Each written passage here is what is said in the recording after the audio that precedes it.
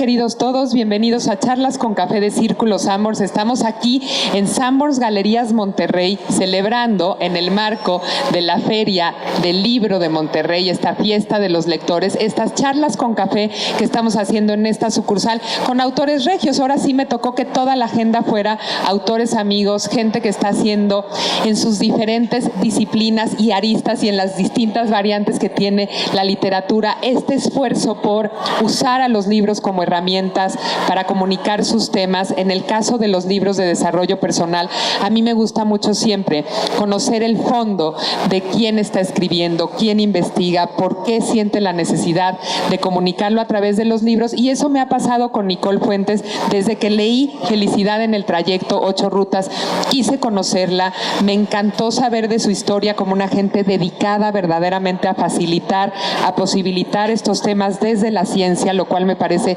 interesantísimo en la academia. Y ya estás aquí conmigo, bienvenida querida Nicole. Hola Paulina, es un gusto volver a verte y sobre todo aquí en Monterrey. Oye, en tu segunda tierra, porque tú eres poblana, ¿verdad querida Nicole? Yo crecí en Puebla y efectivamente Monterrey es mi segunda tierra. Ya hay tus niñas, todos aquí ya desde hace muchos años. Mis hijas son de aquí y mi vida está aquí ya, entonces... Qué rico. Oye querida Nicole, desde que te conocí, al haber leído el libro y al entender un poco un contexto mucho más profundo que tiene el decir si somos felices o no, me parece que lo que vi en ti fue esa congruencia de la búsqueda. Hemos hablado desde que nos conocimos y tuve la oportunidad de leerte que la felicidad no está cifrada en esa meta futura que casi nunca conseguimos, sino en cómo vivimos el hoy, cómo lo decidimos hacer. Y me gustaría, antes de que nos metamos de lleno a cómo está construido el libro y cuál es el verdadero tema medular, que me contaras un poquito de tu contexto. ¿Qué te llevó a sentir la necesidad de plasmar en un libro tus vivencias, en meterte a las instituciones a estudiarlo desde dentro y a pelear porque hubiera un espacio de análisis para eso, y también que tú pudieras comunicarlo a los alumnos a través de congresos, todo lo que has venido haciendo a lo largo de estos años? Sí, pues mira, yo empecé en este tema con un enfoque totalmente académico. Yo tenía que hacer un estudio de tesis, estudié economía, pero en realidad no me inspiraba a dedicarle un año de mi tiempo a tasas de interés o balanzas de pago. Y por ahí un maestro en alguna clase nos había compartido un artículo de algo que se llamaba economía del bienestar. Entonces hablaba de la economía detrás de los matrimonios, por ejemplo, o la economía detrás del crimen. Y cuando tuve que elegir un tema, platiqué con él y le dije, me interesa esa rama de la economía. Entonces, después de un ir y venir, de explorar temas, decidimos estudiar la relación entre el dinero y la felicidad. En la teoría económica, bienestar está definido en base a la cantidad de dinero. Entre más dinero tenemos, más necesidades de consumo satisfacemos y entonces más felices somos. Entonces, inicié por ahí y la verdad es que el tema me apasionó. Y desde entonces me quedé estudiando el tema de la felicidad, pero siempre en un contexto muy académico y pues compartiendo y leyendo a los investigadores de este tema. Pero yo no hacía este ejercicio de pensar en mi propia felicidad, sino que era algo que yo estudiaba desde lejos y reportaba desde lejos. Hasta que en algún momento yo empecé a sentir la necesidad de ver para mí, porque ya sabes, te llegan los niños, te llenas de responsabilidades y de pronto la felicidad en el día a día se vuelve un poco más complicada. Entonces empecé a pensar que cómo podía utilizar todo lo que había investigado, pero para mí. Y ahí nació una nueva inquietud, es decir, cómo traducimos todo este conocimiento científico que hay por ahí en herramientas que podemos utilizar en el día con día las personas con diferentes tipos de vida, ¿no? Al final todos queremos ser felices y es esta búsqueda de la felicidad lo que nos mueve todos los días a hacer lo que hacemos. Y en realidad empezando a platicar con la gente, pues te das cuenta que es lo que todos deseamos, pero no necesariamente sabemos cómo hacerle. Entonces ahí empecé con esta inquietud de, bueno, ¿cómo le hacemos entonces? Y empecé a insistir mucho en la universidad que hiciéramos una clase de herramientas para la felicidad. Y bueno, pues al final es algo que a todo mundo le interesa. Todo mundo quiere un cómo le hago para vivir más feliz, ¿no? ¿Cuál es la definición de felicidad, querida Nicole? Me imagino que hay seguramente algo que ya hayan los académicos, digamos, hecho un consenso que debe de ser el enunciado de la felicidad. Seguramente la RAE trae felicidad como un concepto y una definición. ¿Qué es a partir de la academia y de la ciencia la felicidad? Pues mira, desde la psicología positiva o la ciencia de la felicidad se define como el grado en que una persona evalúa o juzga la calidad de su vida como favorable. Es el grado en que una persona se siente satisfecho con las condiciones de su vida en general. Y aquí lo lindo o la palabra clave es juzga o evalúa, porque entonces esto hace que la felicidad sea un concepto totalmente subjetivo y personal, depende de la calidad en el lente del espectador. Y por eso pasa que tienes gente que desde un punto de vista objetivo tienen todo, mucho dinero, una casa grande, una vida llena de lujos, y sin embargo cuando les preguntas qué tan feliz eres, te dicen más o menos o no mucho. Y también tienes personas que desde un punto de vista objetivo tienen muchas carencias y sin embargo cuando les preguntas ¿eres feliz? Te dicen sí. Entonces aquí la cosa es cómo hacemos para mejorar la calidad de nuestro lente. ¿Qué tiene que ver nuestros sentimientos con el cerebro, querida Nicole? Es decir, ¿cómo opera este tipo de recompensas que todo el tiempo sabemos que existen? Por ejemplo, cuando hacemos ejercicio que secretas ciertas hormonas que te hacen dependiente al ejercicio de forma positiva. ¿Cómo funciona la correlación entre lo que está sucediendo cerebralmente y nuestras emociones? Unos dicen que está desconectado, que todo se genera en el cerebro, otros creemos que sí hay una conexión definitiva, casi que con un órgano que se siente, que vibra, que tiene que ver también con el alma. ¿Cómo establecen ustedes, científicos, digamos, esa correlación? Bueno, mira, afortunadamente cada vez más se reconoce el hecho de que hay una fuerte conexión entre lo que pensamos, lo que sentimos y lo que hacemos. Y no necesariamente en ese orden, pensar, sentir, hacer, sino a veces hacer también provoca sentir y eso te lleva a pensar. Entonces estamos absolutamente conectados. Es un poco ya casi increíble que tratemos de ver a la persona como separada, ¿no? La cabeza por un lado, las emociones por el otro y la conducta por el otro. Todo está en el mismo contenedor. Ahí perdóname que te interrumpa, pero me parece importante. ¿A poco no nos educan como a estar disociados? Sí. Como si cada uno funcionara independiente y entonces te haces o muy racional o muy sentimental y siempre es culposo y siempre está enredado y nunca lo sentimos como un ente mismo armonioso. Claro, entonces a veces estamos acostumbrados a ir al doctor para lo físico, ¿no? Y casi nunca te preguntan cómo te sientes, estás contento, estás triste, te sientes animado. Y muchas veces cuando las emociones nos duelen, el cuerpo también nos duele y se manifiesta, o el cuerpo trata de comunicarnos cosas a través de lo que sentimos para obligarnos a pensar qué está pasando y hacer una reflexión. Y lo que tú decías, pues efectivamente también la ventaja tiene un proceso en nuestro cerebro. Entonces cuando nos sentimos bien, cuando nos sentimos felices, cuando nuestro estado emocional es positivo, nuestro cerebro nos inyecta de hormonas, por ejemplo, dopamina y serotonina, oxitocina, que son estas hormonas que son mensajeras y que nos dicen esto se siente bien y nos invitan a repetirlos. Entonces, cuando estamos en un estado emocional positivo, también, por ejemplo, nuestro cerebro funciona mejor, aprendemos más rápido, recordamos mejor la información y la recuperamos más rápido, somos capaces de analizar problemas más complejos, nuestra visión periférica aumenta y esto hace que detectemos más oportunidades o riesgos. Entonces estamos absolutamente conectados. O sea, lo que pensamos determina qué sentimos y qué hacemos y al revés también. Entonces hay que reconocer eso, empezar por reconocernos como personas integrales donde está todo absolutamente conectado. Sí, que una decisión que tomamos con respecto a nuestra salud o nuestro cuerpo tiene que ver también con cómo nos sentimos emocionalmente. Y por eso también es importante tocar, por ejemplo, el tema de las adicciones, ¿no? Cómo las adicciones se van volviendo facilitadoras, digamos, de lo que te lleva a lo malo, porque es muy fácil obtener una recompensa inmediata, un placer en ese momento que te permite salir a lo mejor de tu tormenta, de tu problema emocional terrible, te da una recompensa inmediata, pero te provoca un daño a largo plazo, ¿no? Y se vuelven estas dependencias y esto. En el corto plazo comprometen nuestra felicidad en el largo plazo.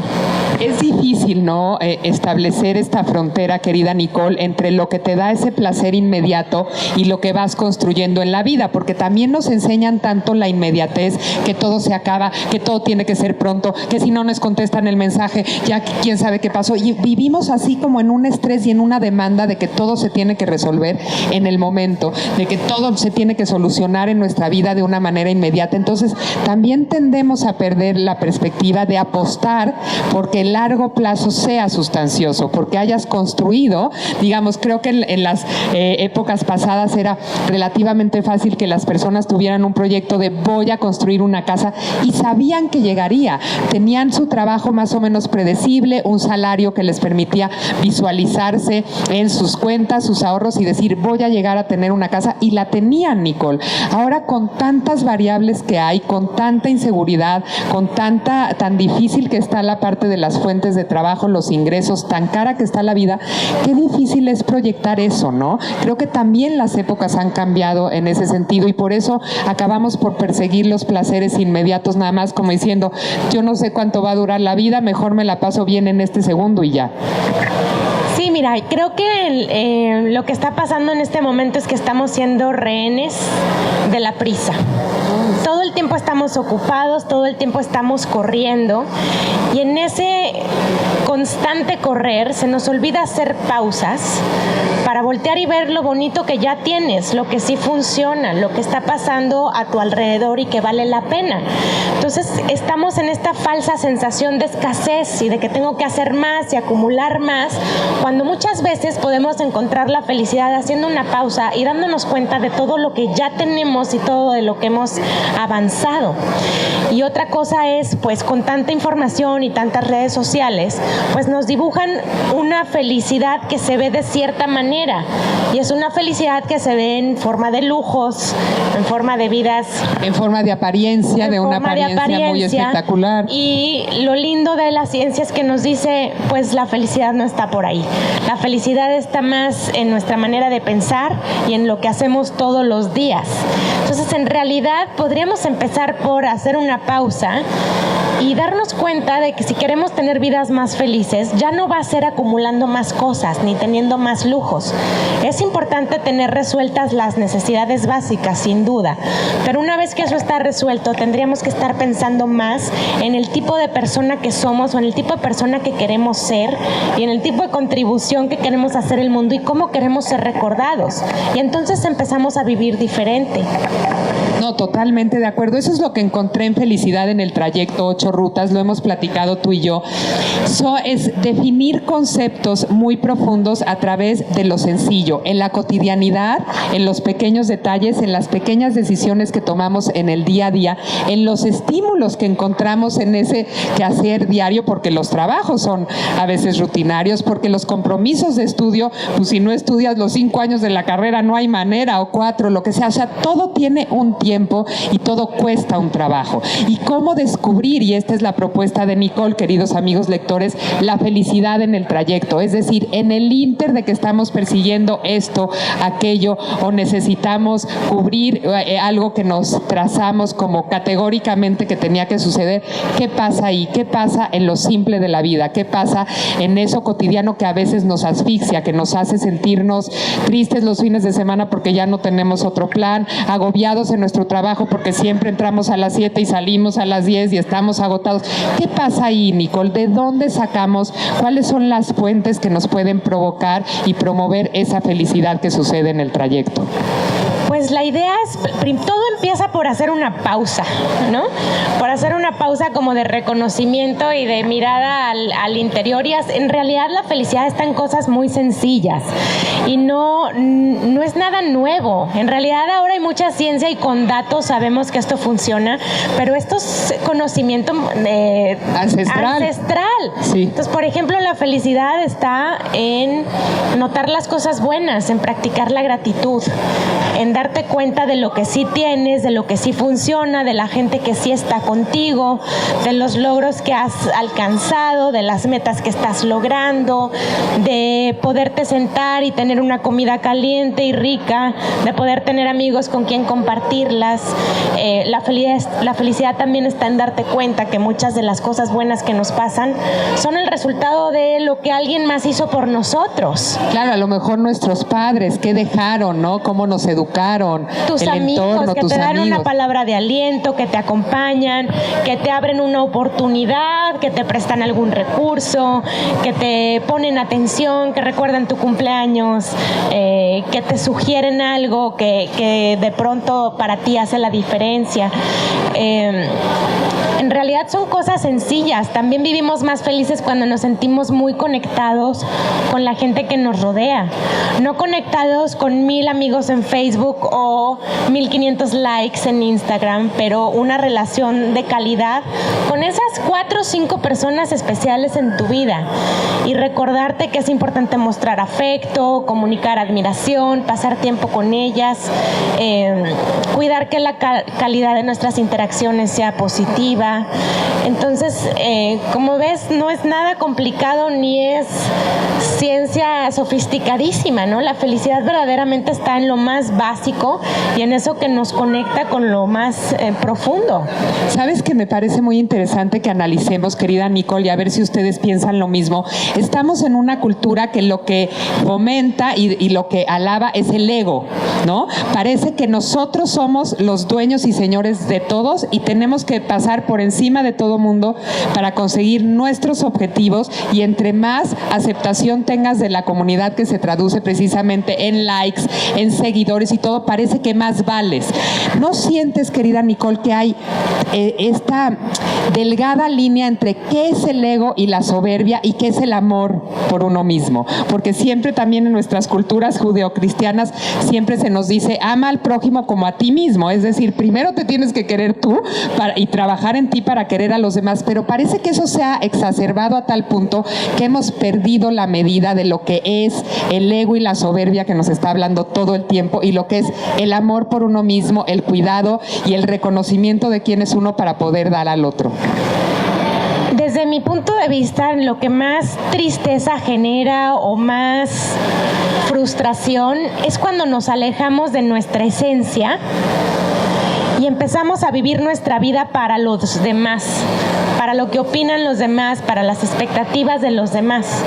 Y en un mundo tan conectado socialmente, donde ahora estamos tan a la vista de todo mundo, pues se vuelve más, creo,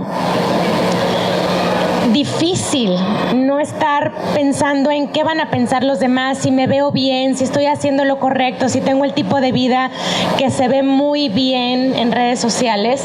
Y en esa desconexión aparecen muchas tristezas y muchos problemas y perdemos mucha felicidad. En la medida en que estamos conectados con quién somos y qué nos gusta a nosotros y perseguimos nuestros sueños, aunque no sea este sueño universal y compartido, cuando estamos más alineados con la persona que queremos ser, es cuando más en paz estamos y más plenos nos sentimos y más felices estamos. Pero creo que ahí la parte del ego es pues cuando lo ponemos en manos de los demás y qué opinan, estamos en problemas. Un amor verdadero para ti mismo es respetar tu esencia y vivir en función de tus valores y en lo que para ti es importante, ¿no? Y es cuando nos alejamos de ese lugar que aparecen los problemas. Totalmente. Querida Nicole, cuéntales un poquito a nuestros amigos que están aquí, ¿cómo está construido este libro de felicidad en el trayecto? Porque yo cuando lo descubrí me fascinó que tiene ejercicios, que tiene invitaciones muy sencillas a replantearnos cosas de nuestra vida, desde una alimentación más sana, hacer ejercicio, todo lo que siempre oímos, pero desde una raíz mucho más profunda, que es un poco despertar en esa conciencia de quiénes somos, en dónde estamos parados, cuál es la gratificación inmediata, pero qué nos da felicidad en ese camino que vamos recorriendo. Cuéntame un poquito cómo está estructurado. Pues está estructurado mucho partiendo desde la ciencia de la felicidad o psicología positiva, ¿no? La psicología positiva parte de una pregunta muy linda que es ¿qué funciona y qué está bien? Entonces, en este ejercicio de tratar de descifrar qué explica la felicidad o qué características tienen las vidas más felices, pues muchos investigadores y académicos han hecho justo eso, voltear a ver a las personas que son más felices y que tienen vidas que les gustan, con la idea de descubrir cuáles son el común denominador. Entonces, después de muchos y muchos y muchos estudios, ya sabemos que las personas que viven más felices tienen características en común. Entonces, en el libro lo que trato de hacer es recuperar esas conductas y hábitos que tiene la gente que vive más feliz para que tratemos de replicarlos. Entonces, el libro pasa por, primero, reconocer que ser feliz es muy importante, no solamente porque todos queremos ser más felices, sino porque tiene muchísimas ventajas. La ciencia ha probado que funcionamos mucho mejor y toda nuestra vida va mejor en cada aspecto de nuestras vidas cuando nos sentimos bien. Entonces, la felicidad no es algo egoísta ni es una chiflazón, en realidad es algo muy importante y que se traduce en cosas muy buenas, no solo para nosotros, sino para la gente que nos rodea. Transmitimos mejores cosas cuando nos sentimos bien. Y luego, pues, es empezar a pensar qué es felicidad para mí, cuál es la definición de felicidad para mí, en lugar de cuál es la definición que anda por allá afuera y voy a tratar de replicarla. También tiene una invitación para estar pensando qué tan feliz soy y a identificar qué mueve tu felicidad para arriba y qué la mueve hacia abajo. Identificar esas acciones o actividades que a ti en lo personal te hacen feliz, porque cada persona es diferente, Paulina. No a todos nos hacen felices las mismas cosas. Totalmente. Entonces es empezar por identificar qué nos hace felices a nosotros. Y bueno, ya de ahí son 8 rutas, porque hablamos de cosas como cómo puedes ser más feliz, por ejemplo, si practicas la gratitud. O cómo puedes también vivir más feliz si practicas la generosidad, si haces actos de bondad y sales a contribuir más allá de ti y te conectas con alguien más. La importancia de cuidar nuestros lazos sociales, la autocompasión, querernos a nosotros mismos, no ser nuestro peor crítico y cómo modular esa voz que de pronto nos bajonea. Y también otra ruta tiene que ver con la importancia de tener tiempo libre, de no hacer nada, de pronto de nada más disfrutar y descansar y hacer una pausa, ¿no? Entonces está estructurado así en 8 rutas que no son las únicas, porque hay muchas rutas, pero son las que más me gustan a mí, las que más practico y también las que más le gustan a mis estudiantes. Cuéntame un poquito de eso, porque fíjense, queridos, que Nicole trabaja con los estudiantes todos los días y está metida, digamos, en este ámbito de la academia, que sigue estudiando esta ciencia de la felicidad, que sigue estudiando a través de la psicología positiva nuestras actitudes, nuestros cambios de paradigma. Creo que va cambiando culturalmente y ustedes lo deben de saber mejor que yo, la sociedad según los tiempos. Ahora siento yo que tenemos tiempos muy convulsos, están transformándose los paradigmas políticos, las instituciones como el matrimonio, el tipo de relaciones permitidas o no según los contextos y las religiones. O sea, creo que es una época dura de crisis y de replanteamiento de muchas cosas. Entonces, como que a veces no sabemos, querida Nicole, de dónde agarrarnos y de dónde partir para ver si nuestro corazón está cierto de que estamos haciendo lo correcto.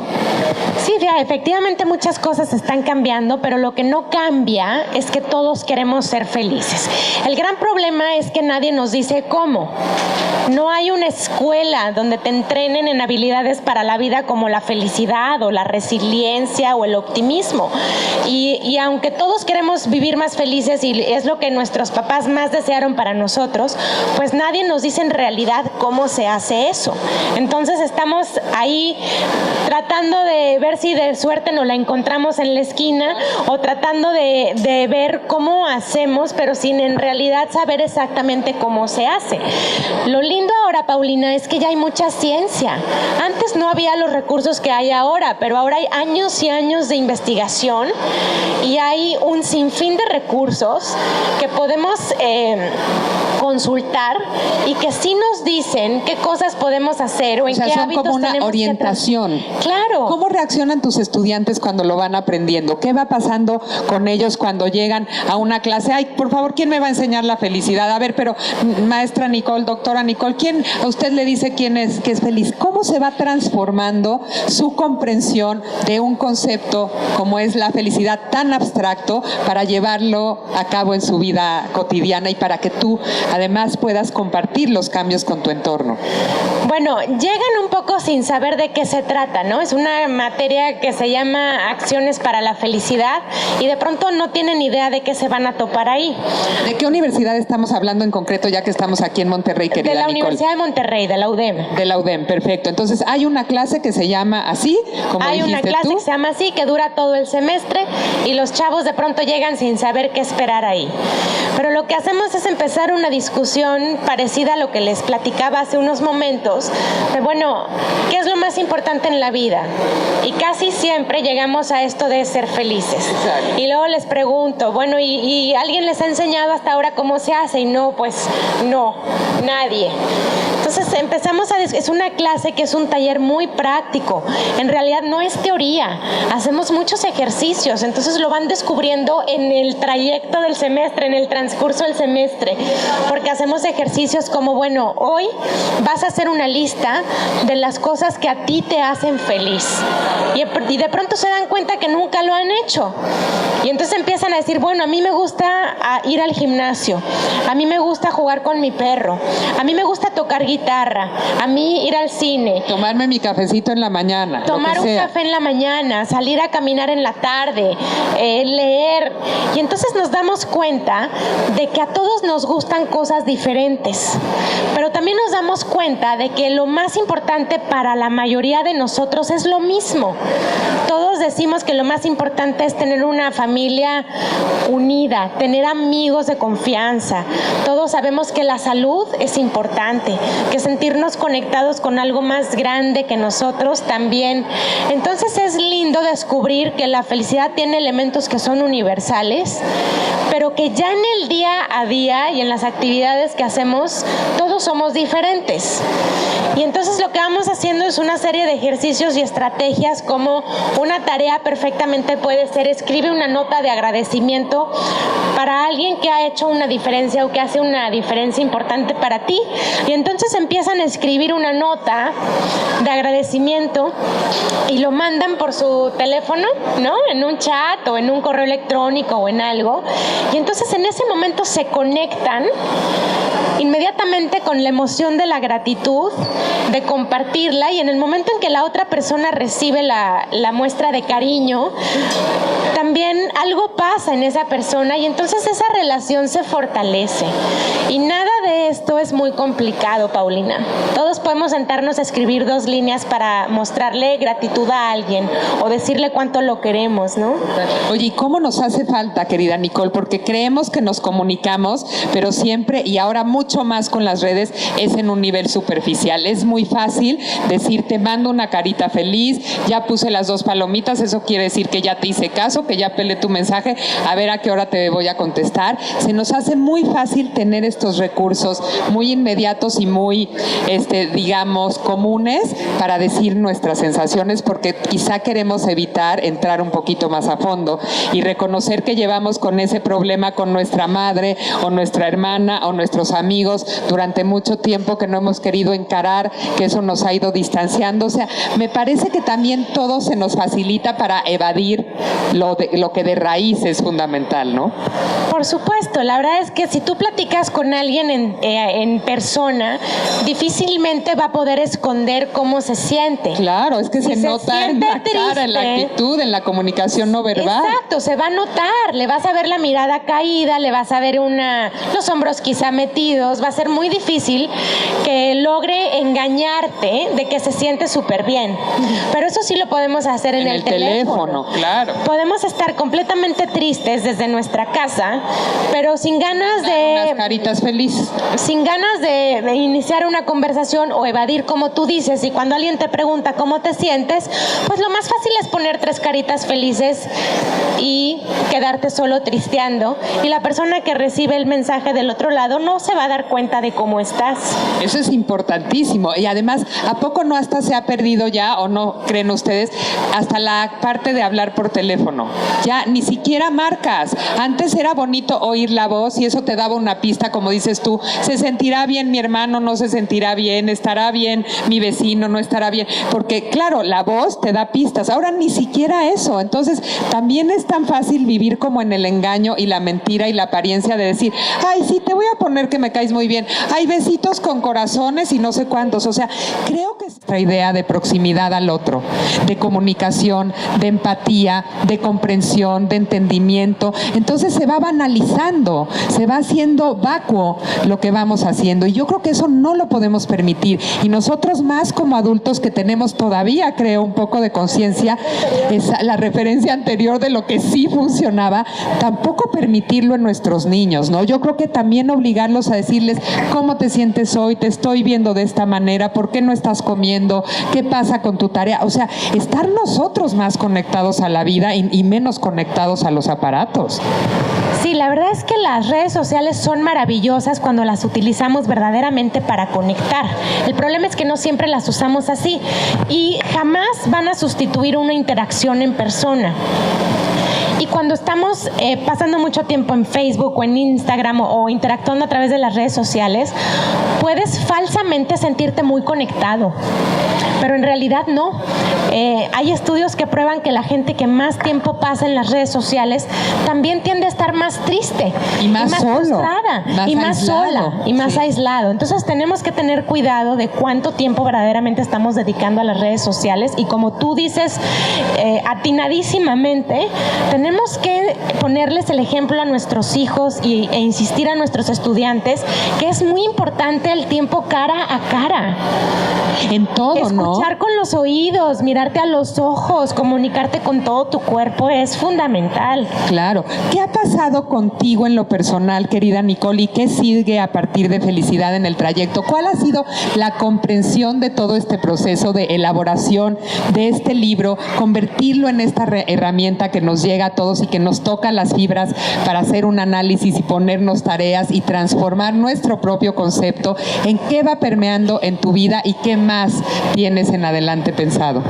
Mira, yo te diría que el aprendizaje más importante para mí ha sido, y te voy a confesar que a mí antes me preguntaban todo el tiempo que si yo era perfectamente feliz, porque pues yo dedico mi vida a estudiar la felicidad, y en algún momento yo sentía que para mí ser perfectamente feliz absolutamente todo el tiempo era obligatorio. Sí, era una exigencia, y claro. Que si yo no lograba estar perfectamente feliz el 100% del tiempo, entonces era una impostora. Claro, no eras congruente con él. Claro. Totalmente. Entonces la gente se me acercaba y me preguntaba, tú debes de ser muy feliz.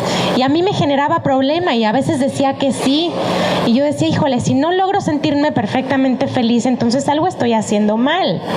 Entonces lo más valioso que yo he aprendido es que podemos tener vidas plenas y felices a pesar de los problemas y las adversidades, y que es perfectamente válido no sentirnos bien absolutamente todo el tiempo.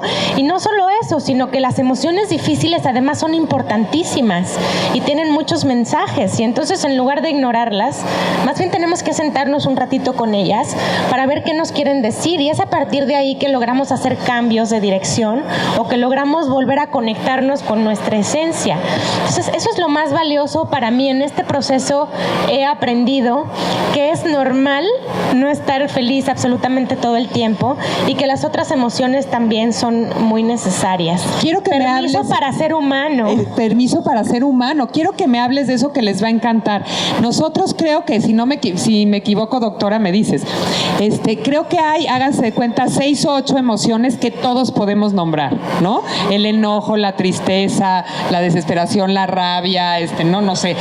Pero hay, ¿cuántas ¿Cuántas, Nico? Hay más de 100 emociones diferentes. Hay algo que se llama la rueda de las emociones y no darías crédito de cuántas emociones diferentes hay. Pero tenemos un vocabulario muy pobre de emociones porque efectivamente solamente podemos decir triste, enojado, feliz o furioso. Ya. Pero no sabemos que hay otras como frustrado, decepcionado, apático, nostálgico, melancólico. Hay un lenguaje súper rico para describir cómo nos sentimos, pero no lo conocemos. Y si no lo conocemos, no podemos dar rienda suelta a esa sensación, que yo también quería preguntarte eso precisamente. ¿Por qué no damos cabida, querida Nicole, en nuestro mundo a esas emociones negativas que también son importantes, que es importante reconocerlas, diferenciarlas, trabajar en ellas, pero siempre estamos como metiéndolas abajo del tapete y barriendo para que no se vean, y no podemos entrar en un estado de conciencia de decir, somos esto que somos, nuestra humanidad también tiene que ver con un lado oscuro, con un lado adictivo, peligroso, depresivo. Hay muchas cosas que también tenemos, ¿no? Que creo que no hay que encender ni potenciar, pero sí reconocer que están ahí y trabajar en ello. Sí, y es que tristemente, de alguna manera vamos aprendiendo o nos van enseñando que ciertas emociones no son socialmente aceptables. Entonces, por ejemplo, te caes o un niño se cae, le está saliendo un chorro de sangre de la pierna, está llorando porque está asustado y además le duele, pero la mamá le dice, no te pasó nada, no llores. Y entonces el niño dice, ¿cómo es que no me pasó nada si me está saliendo sangre? Y estoy asustadísimo y además me duele, pero me dicen, no llores, no pasa nada. O, por ejemplo, rompes con una relación amorosa, estás sentada con una amiga, estás pasándola fatal y muy triste, y tu amiga te dice, ahí viene tu ex caminando, haz como que te estás muriendo de la risa, ¿no?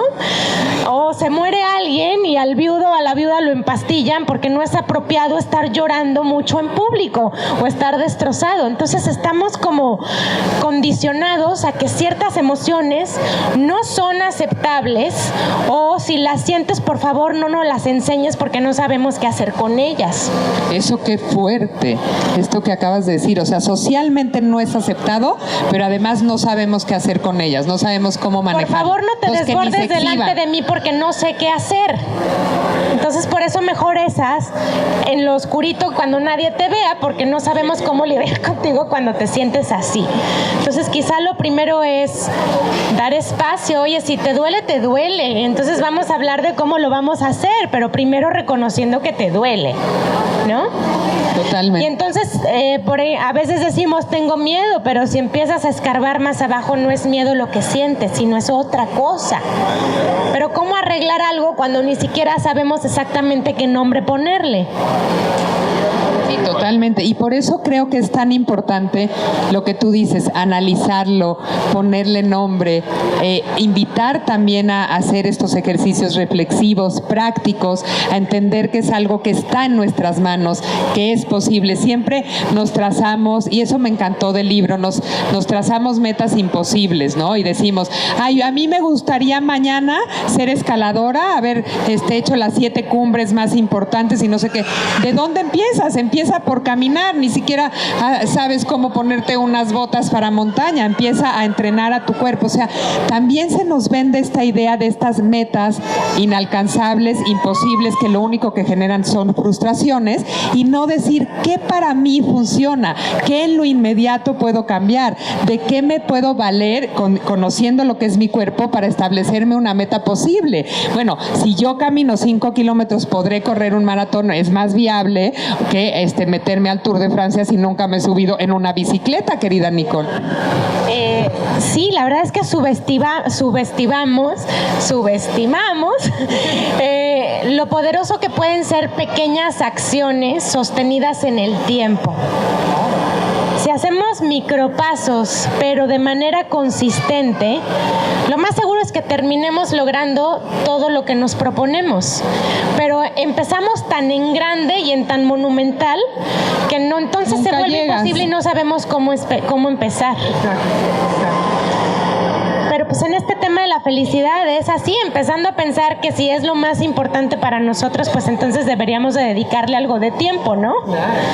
Pues yo te agradezco muchísimo esta conversación, querida Nicole. ¿Le podemos dar un aplauso, por favor, a Nicole, que estuvo aquí con nosotros contándonos de la felicidad? Invitarlos a todos ustedes a que lean Felicidad en el Trayecto, 8 rutas. No se lo pueden perder. Es un libro verdaderamente que invita a la reflexión profunda de manera muy sencilla, de manera muy activa, poniéndonos tareas, acciones, reflexiones con el acompañamiento de alguien que sea especializado en conocer, desentrañar, doctorarse en la felicidad. Y yo celebro nuestra amistad, querida Nicole, estos lazos que hemos establecido a través de los libros, pero que ya nos han unido mucho más allá. Sabes que bienvenida siempre a estas charlas con café de Círculos Amors, y ya quiero leer de nuevo otra probadita de algo que me quieras contar de la felicidad. Ay, gracias, Paulina, es un gusto. Gracias a ti. Ha sido una maravilla coincidir contigo en el trayecto. ¿Verdad que sí? Estamos felices de ser. ¿Y tenemos qué?